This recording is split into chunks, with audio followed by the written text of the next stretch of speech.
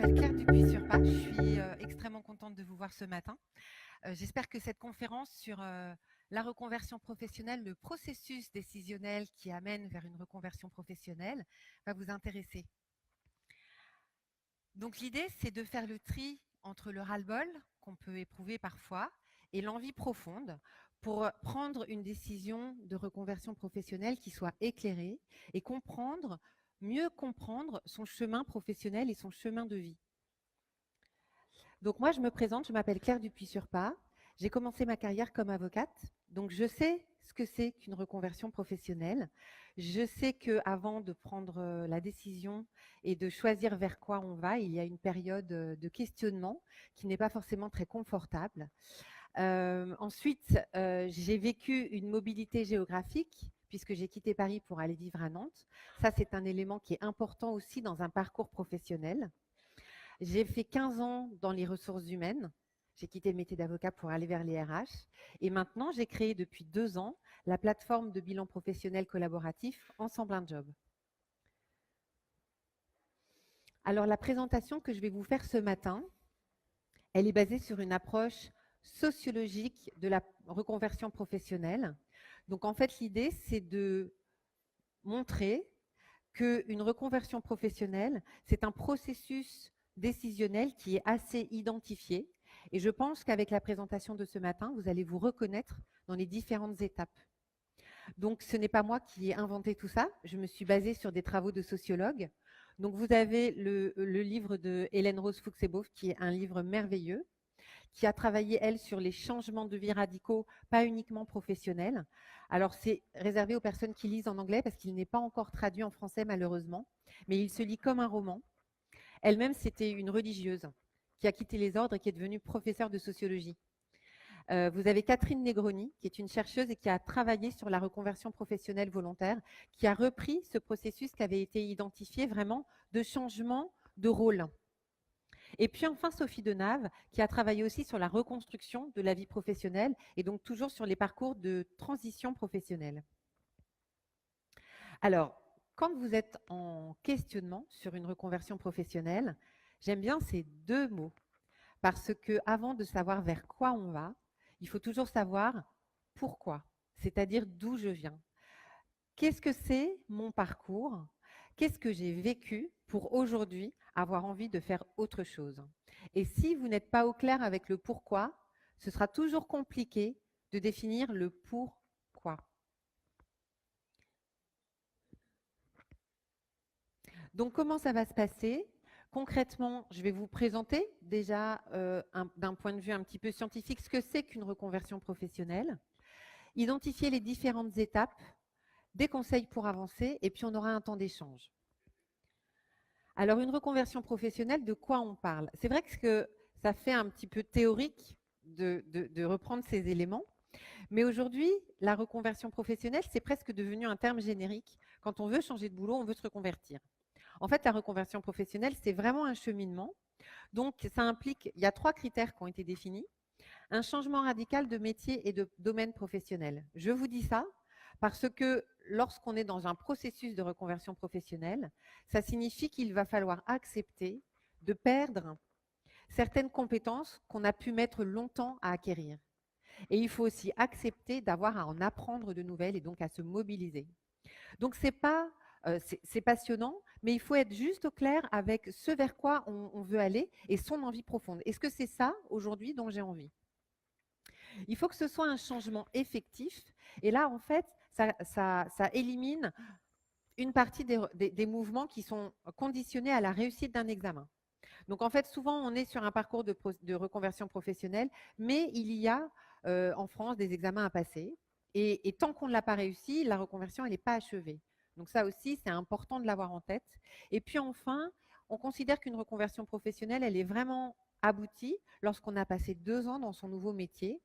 Ça, c'est pour éliminer une reconversion professionnelle où on était sur un chemin et où on s'engage de manière construite sur un autre, par rapport à des parcours qui peuvent être un peu erratiques et où en fait on va faire un job pendant un temps, un job pendant un autre temps, mais en réalité on n'est pas sur un processus mûri et construit. Donc une reconversion professionnelle volontaire, c'est 5 étapes. Vous avez d'abord la vocation contrée, je vais vous le présenter, le désengagement, la phase de latence qui marque vraiment le début de la reconversion, la bifurcation qui est le moment où on choisit de changer, et puis enfin le réengagement. Alors la vocation contrée, c'est donc, j'aurais aimé faire quelque chose. Alors, quelque chose que je dois vous préciser, c'est qu'il y a énormément de gens qui sont en situation de vocation contrée, énormément qui vivent un désengagement et beaucoup moins qui vont vers une phase de latence. Donc, ça signifie que lorsqu'on est sur une vocation contrée, ça ne veut pas dire qu'on va aller vers une reconversion. En revanche, toutes les personnes qui font une reconversion, elles ont eu un moment cette étape de vocation contrée. D'accord? Donc, je ne sais pas dans la salle, qui aujourd'hui a le sentiment de faire le job qu'elle rêvait de faire quand elle a choisi ses études? Ok, donc en fait, vous êtes beaucoup quand même à avoir une vocation contrée, hein. Donc, voilà, la vocation contrée, c'est j'aurais aimé faire ça, mais c'est pas ça que je fais. Alors, ça peut être pour plein de raisons différentes. Donc, évidemment, ça peut être l'échec à des examens. Donc, voilà, je voulais faire médecine et puis j'ai pas réussi. C'est quand même un peu difficile. Mais bon, il y a aussi dans la vocation contrée le poids de l'orientation scolaire et le poids familial. Ça, c'est très important. Alors, en plus, c'est d'autant plus important que vous êtes probablement beaucoup à être des mères dans la salle.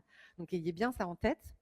Ce qui est important, en fait, c'est de savoir que vous soyez d'une famille d'ouvriers ou de cadres, vous avez potentiellement le même champ des possibles. C'est-à-dire vos parents vont vous parler du même nombre de métiers. La différence, c'est qu'on ne va pas vous parler des mêmes métiers. Et que si on vous invite à faire un métier qui demande peu de qualifications, ce qui n'empêche pas qu'on peut s'épanouir énormément, si un jour vous voulez vous reconvertir, ça peut peut-être être plus compliqué parce qu'on va vous demander d'acquérir des niveaux de diplôme plus élevés. Mais la pression familiale est extrêmement forte. Moi, j'ai fait une étude vraiment spécifique sur les reconversions professionnelles des avocats. Et alors, on est typiquement dans un parcours qui est considéré par les parents comme un parcours balisé en sciences humaines. Il va faire du droit, ça mène à tout. En fait, souvent, le droit, ça mène pas à grand-chose. Mais du coup, il y a beaucoup de personnes qui démarrent ça et voilà, j'aurais aimé. Et puis finalement, j'ai fait quelque chose sans vraiment réfléchir. Vous avez aussi les gens qui ont des parcours scolaires un peu erratiques et qui se cherchent. Notamment, alors ça c'est plus trop le cas parce que l'université a beaucoup changé, mais il y a 20 ans, c'est vrai qu'on pouvait passer des années en fac sans être rattrapé, quoi. Donc ça, on est dans des situations de vocation contrée. Vous avez aussi le poids du déterminisme des genres. Les femmes sont orientées vers des métiers spécifiques et les hommes aussi. Et finalement, ça ferme un peu les portes. Vous avez évidemment le poids des aléas de la vie, des personnes qui, pour des raisons économiques, doivent travailler tôt, des personnes qui doivent renoncer à des projets. Ça arrive, mais on est dans le cas de la vocation contrée. Alors, ensuite, on passe à la deuxième étape qui est le désengagement. Alors, le désengagement, c'est issu d'un concept de gérontologie. La gérontologie a identifié qu'une personne âgée, petit à petit, se désengage de sa sphère sociale. Et finalement, ce concept de désengagement, on peut l'appliquer à tous les changements de la vie. De l'enfance à l'adolescence, on se désengage de son environnement social pour aller vers un nouvel environnement. De votre passage de l'adolescence à l'âge adulte, c'est pareil. Et dans le travail, on considère que le désengagement, c'est une manière de prendre de la distance par rapport à son travail. Donc notamment la distance dans l'implication sociale dans son travail. Alors à nouveau, le désengagement, c'est quasiment une étape que tout le monde vit dans sa vie. Ça ne veut pas dire que derrière, il va avoir une reconversion. En revanche, toutes les personnes qui ont eu une reconversion professionnelle sont passées par cette étape de désengagement. Alors le désengagement, eh bien, c'est une forme de lassitude. Donc, ça peut être une surcharge de travail, bien évidemment. Ça peut être une pression, c'est-à-dire se sentir avoir un travail à faire qui est trop difficile, où vous ne vous sentez pas assez qualifié. Et donc, vous avez l'impression de mal faire votre travail. Ça, c'est compliqué en termes d'identité professionnelle parce qu'on a du mal à se construire. Quand vous travaillez dans un environnement conflictuel aussi, ça, c'est un facteur de désengagement qui est extrêmement fort. Il faut savoir que une reconversion professionnelle, ça veut dire qu'à un moment, l'identité professionnelle que l'on avait au départ, on y renonce. Ça veut dire qu'elle n'était peut-être pas suffisamment solide. Lorsqu'on travaille dans un environnement conflictuel, c'est extrêmement difficile d'affirmer son identité professionnelle. Pourquoi? Parce que On est vraiment dans une relation de pouvoir et un rapport de force. Et si vous travaillez avec quelqu'un qui vous empêche totalement d'exprimer votre point de vue, et ça n'a rien à voir avec votre compétence professionnelle, vous avez du mal à prendre votre place en tant que professionnel. Donc ne sous-estimez pas l'impact du conflit. Si vous êtes en questionnement sur une reconversion professionnelle et que vous avez travaillé dans un environnement conflictuel avec des personnes qui échangent d'une manière assez violente et l'impossibilité de pouvoir vraiment prendre sa place, ne sous-estimez pas cet impact dans votre désir. Peut-être qu'en fait, votre métier vous plaisait, mais que c'est dans un autre environnement qu'il faut travailler. Alors ensuite, on passe à l'étape numéro 3. Je suis désolée, je vais un petit peu rapidement parce que je suis contrainte par le temps. Alors, l'étape numéro 3, vous savez, c'est comme, je pense que vous êtes pas mal à avoir eu des bébés, le jour où on dit qu'on est enceinte, on donne quelque part de l'existence à cet enfant qui jusque-là, c'était un peu conceptuel. Et bien la latence, c'est pareil. La latence, c'est le moment où vous exprimez formellement que là, ça suffit. Vous ne savez pas vers quoi vous allez, mais vous savez que c'est fini, vous allez passer à autre chose. C'est aussi le moment où vous officialisez le fait que votre identité professionnelle, elle est en train de muer. Et donc, c'est un moment qui est vraiment inconfortable. Vous êtes vraiment en transition. C'est normal que vous soyez assailli par le questionnement et c'est vraiment normal aussi que vous ayez l'impression que l'univers est assez bouché. Donc, le premier temps, c'est l'expression de votre malaise et le deuxième temps, c'est la recherche d'alternatives. Qu'est-ce que je vais faire maintenant? Alors, l'expression du mal-être, elle n'est pas forcément aussi consciente que ça. Vous avez des personnes qui vont vraiment formaliser « je veux faire autre chose ». Et puis, pour certains, c'est plus compliqué, mais ils réalisent que c'est plus possible de travailler comme avant. Par exemple, un instituteur qui n'arrive pas à être à l'aise dans la relation avec ses élèves. Donc là, une fois qu'il a exprimé ça, il n'est pas forcément en train d'exprimer « mais je veux faire autre chose » et tout, mais il exprime juste qu'il est dans un cul-de-sac. J'ai eu aussi comme ça un avocat. Alors lui, il a exprimé son mal-être. Il a fait du psoriasis pendant 6 mois. Pendant 6 mois, ses mains étaient couvertes de psoriasis.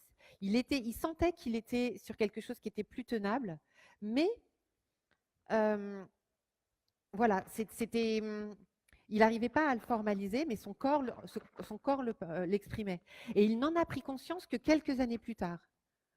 Donc, soyez attentifs à tous ces éléments-là. Ensuite, donc c'est vraiment là, je vous dis, où il faut être vigilant pour faire le tri entre le ras-le-bol et l'envie. C'est important de savoir d'où on vient, pourquoi est-ce qu'on s'est désengagé de son premier travail et vers quoi on veut aller. Alors, on va passer à l'étape 4, la bifurcation, c'est donc l'élément déclencheur. Alors, l'élément déclencheur, voilà, ça peut être bien évidemment souvent un licenciement. Un licenciement, on se dit, bah, c'est l'occasion. C'est l'occasion. Et puis, les licenciements, ça veut dire que c'était souvent avant pas très confortable comme environnement de travail. Donc, on a déjà aussi préparé le terrain sans le savoir. Ça peut être des événements de vie. Pour les femmes, je dis pour les femmes parce que les hommes ne le citent pas, la parentalité est un élément très fort qui va déclencher une reconversion. Étonnamment, quand on interviewe des hommes, ils ne citent pas la parentalité comme élément déclencheur de la reconversion. Il faut savoir aussi plus globalement, pardon, j'allais poser ça du coup, que quand on s'éloigne de son environnement de travail, on prend de la distance par rapport à son lien professionnel et on est dans une situation qui est beaucoup plus propice à une reconversion. Donc ça implique évidemment les congés maternité, les congés parentaux, et également toutes les périodes de mobilité géographique. Ne sous-estimez pas l'impact d'une mobilité géographique dans un processus de reconversion. Et puis, il y a aussi les personnes qui s'éloignent temporairement. Je pense aux personnes qui font des longs voyages, 6 mois, 1 an. Moi, maintenant, quand un jeune de 30 ans me dit « je vais faire un voyage d'1 an », j'ai fait un voyage autour du monde de 6 mois à 28 ans. Et quand je suis rentrée, j'ai dit à mes patrons avocats « je ne reviendrai pas ». Je sais ce que c'est. Voilà, ça veut dire qu'il y a quand même quelque chose en germe. Donc, il y a aussi les périodes d'arrêt maladie. On revient rarement pareil qu'avant. Donc, les périodes d'éloignement sont des éléments déclencheurs qui sont très forts. Et puis après, ce qui est intéressant, c'est de voir que voilà, ce que je veux vous dire, c'est ça, c'est qu'en fait, la latence et la bifurcation, ce ne sont pas forcément des événements qui sont chronologiques, donc dans un ordre aussi clair que ce que je vous explique. Et la bifurcation, elle peut se faire du jour au lendemain, mais elle peut prendre du temps. Si vous avez des personnes qui vous disent qu'elles ont Elles ont décidé de se reconvertir comme ça. Elles sont sorties d'une réunion, elles étaient dégoûtées, voilà, c'était fini. Et bien en fait, ça veut dire que ces personnes, elles n'avaient pas conscience qu'elles avaient déjà énormément de signes qui étaient là et que leur reconversion, elle était en germe. La personne dont je vous parle, qui était avocate, qui a eu du psoriasis, alors lui, il a quitté un job d'avocat, il avait plus de collaboration, et puis il a été recruté complètement par hasard dans un cabinet de recrutement qui recrutait des avocats. Donc il y a vraiment été pour bouffer, et puis il a été super bon parce qu'il a le sens du business, il a un super relationnel et tout. Et c'est 2 ou 3 ans après qu'il s'est dit, c'est mon nouveau métier. Mais pendant longtemps, il a pensé que ça ne durerait pas. Ah, alors du coup, je vais accélérer si on veut avoir un petit temps d'échange. Donc ensuite, ce qui est intéressant dans une reconversion, c'est de pouvoir de penser au réengagement. Et si vous n'êtes pas au clair avec les étapes précédentes, c'est compliqué de pouvoir se réengager sur un nouveau projet. Donc, je vais vous passer les conseils pour une réorientation. C'est d'identifier vos ressources et vos goûts. On en a beaucoup. D'être toujours dans le concret de ce que vous avez fait et de ce que vous pouvez faire. Donc, ne pas éviter les projections, éviter les comparaisons et toujours d'être dans le concret de ce que vous savez faire. Évidemment, suivre le blog Ensemble un job. Et alors, ce que je voulais vous dire très rapidement, voilà, c'est 2 choses. C'est que dans un processus de reconversion professionnelle, c'est que c'est vous, chacune, qui donnez le sens de ce que vous vivez. Ce ne sont pas les événements qui vous guident, c'est toujours vous qui allez donner du sens à l'événement que vous allez vivre. Donc si vous vivez une reconversion professionnelle, c'est toujours vous qui êtes à la manœuvre. Donc voilà, choisir, c'est renoncer. Et ce qui est important, c'est d'être heureux dans son choix. Ce n'est pas de faire quelque chose à tout prix, c'est d'être serein et au clair. Donc, je n'ai pas eu le temps de vous parler d'Ensemble un job.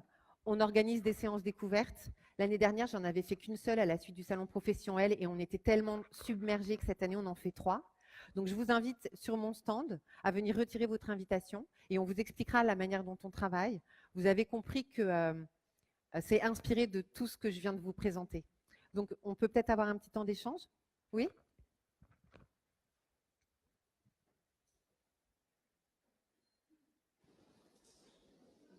Pardon? J'ai pas compris l'histoire en fait de l'avocat, donc plein de psoriasis, qui change. Il change ou il change pas?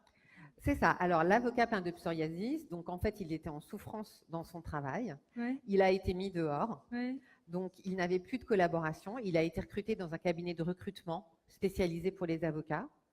Et il y est resté. Maintenant, il a créé son cabinet, donc il a vraiment changé. Donc il fait Mais du RH, c'est ça? maintenant, il fait du recrutement pour les avocats. D'accord. Parce que moi, Voilà. je suis dans ce cas. Mais ce que je veux vous dire, ce qui était intéressant, c'était que lorsqu'il était en période de latence, la manière dont il a exprimé son mal-être, elle n'était pas forcément aussi claire et formalisée que ce que je vous ai dit. Et qu'ensuite, sa bifurcation, finalement, il l'a faite que 2 ans après, au moment où il a accepté qu'il était bien dans son nouveau métier et qu'il était bon. Mais pendant 2 ans, il a vécu une période de latence. Son nouveau métier, pour lui, c'était transitoire. Donc ça veut dire que cette période d'inconfort et d'identité professionnelle qui est cassée en deux, elle a duré longtemps. Mais qu'après, une fois qu'il s'est dit, mais évidemment, c'est ma place, là, il s'est reconstruit, il a tracé son chemin, mais il a mis du temps à l'accepter. Est-ce que c'est plus clair? Ouais.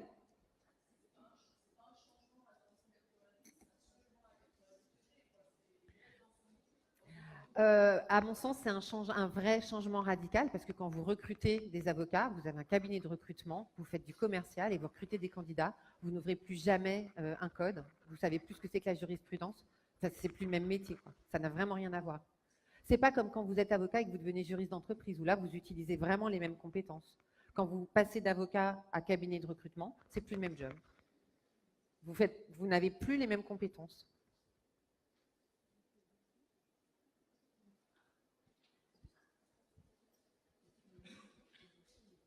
Merci beaucoup. Juste pour rebondir sur le commentaire précédent, je pense que ce qui est intéressant, en fait, c'est pas tellement à quel point le job est différent. Donc, je suis avocat et je deviens boulanger versus je suis avocat et je deviens recruteur. C'est lui, la profondeur du changement qu'il a ressenti, qui a fait que pour lui, c'était une vraie reconversion. Je pense qu'il y a aussi cet aspect très, très individuel dans la reconversion. Ça, c'était un commentaire que je voulais partager. Dans un des slides que vous avez passé très rapidement, il y avait un conseil, 12 pages, j'ai vu que ça, mais du coup, ça a quand même arrêté mon attention. Bien sûr. Est-ce que vous pouvez nous en dire un peu plus? Alors, déjà d'une, je rebondis, vous avez tout à fait raison. Ce qui compte, c'est pas est-ce que je me fais une reconversion qui rentre dans les cases ou pas, c'est pas le sujet, c'est vraiment qu'est-ce que j'ai envie de faire avec ce que je sais faire. Et surtout, pour certaines personnes, moi j'ai des gens qui arrivent et qui viennent me voir, qui me disent je veux me reconvertir. Et je leur dis, avant de prendre cette décision, fais déjà l'examen de ce que tu sais faire, construis quelque chose concrètement. Et la reconversion n'est pas une fin en soi. Donc oui, je partage. Ensuite, alors moi, donc, je développe ensemble un job où on travaille énormément sur le premier pourquoi. D'où je viens, pour pouvoir construire un projet professionnel vraiment solide.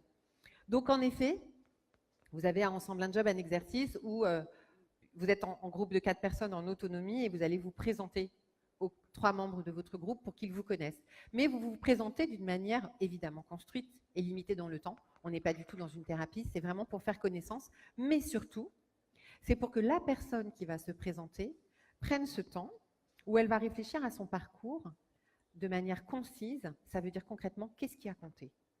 Et moi, j'invite les membres Ensemble un job à avoir 5 minutes professionnelles et 5 minutes personnelles.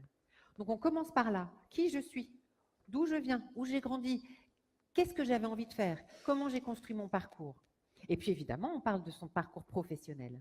Et donc, si vous arrivez à faire cet exercice d'une page Word recto verso maxi, on ne met quand même pas grand-chose. Ça veut dire que ça va vous obliger à vraiment, mais qu'est-ce qui a compté dans mon parcours ? Et donc, rien que de faire cet exercice, déjà, ça vous éclaire. C'est plus clair, du coup ? Oui ?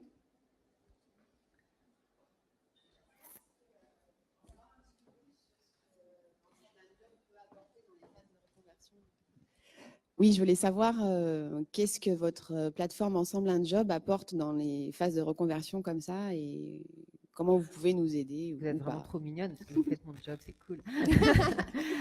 Alors, Ensemble un job, c'est une plateforme de bilan professionnel collaboratif, donc c'est un projet digital. Je suis en mode start-up, je suis incubée à l'école centrale de Nantes. Et donc, vous avez sur la plateforme en ligne tous les outils de travail pour pouvoir cheminer d'une manière très construite avec des supports à remplir à chaque fois pour justement commencer par travailler ce que vous savez faire. Hier, j'ai fait une conférence sur les soft skills, donc entre autres identifier vos soft skills, revenir vraiment sur votre passé personnel et professionnel et vous cheminer tout doucement pour aller vers un choix qui est construit, solide, ambitieux et réaliste. C'est un projet digital, mais c'est un projet digital au service du lien social, parce que ce qui compte quand on est en situation de questionnement, c'est de ne pas être seul. Souvent, il y a une enquête qui est parue hier de Solidarité Nouvelle contre le chômage, qui parlait de l'isolement social des personnes qui sont en recherche d'emploi. Et c'est vrai qu'aujourd'hui, on se sent vraiment, on peut se sentir rejeté, alors qu'il n'y a pas de raison. Vous rentrez donc Ensemble un job, vous rentrez dans un groupe de travail autonome de 4 personnes. Et avec ces 4 personnes, vous allez vous retrouver pendant 20 semaines, à raison d'une séance par semaine. Donc, vous êtes dans un rythme de travail. Vous avez une séance hebdo qui est dense. Et pendant cette séance, donc vous avez sur la plateforme les ordres du jour détaillés et minutés. Et pendant cette séance, vous allez présenter à votre groupe le travail que vous avez fait. Donc, en fait, qu'est-ce qu'on fait à Ensemble un job ? On donne de la valeur à la capacité que vous avez chacun, à conseiller les autres avec bienveillance. Donc, vous vous sentez utile. Et puis, vous n'êtes pas livré à vous-même, déjà parce que vous avez la plateforme qui est très construite. Et ensuite, vous avez un consultant qui est dédié pour votre groupe, avec lequel vous allez pouvoir échanger sur les aspects méthodes, sur éventuellement les difficultés d'appropriation technique. Donc voilà, vous n'êtes pas du tout livré à vous-même. Mais c'est vraiment une offre qui permet d'être en autonomie, de se mettre en mode vraiment proactif, avec des outils et un travail qui est vraiment profond et sérieux. Parce que 20 semaines, ça fait 5 mois. 5 mois, ça permet vraiment de s'offrir ce luxe de revenir sur son parcours professionnel. Bon, eh bien écoutez, je vous remercie beaucoup. J'espère que ça vous a intéressé. Et puis, je vous donne rendez-vous donc.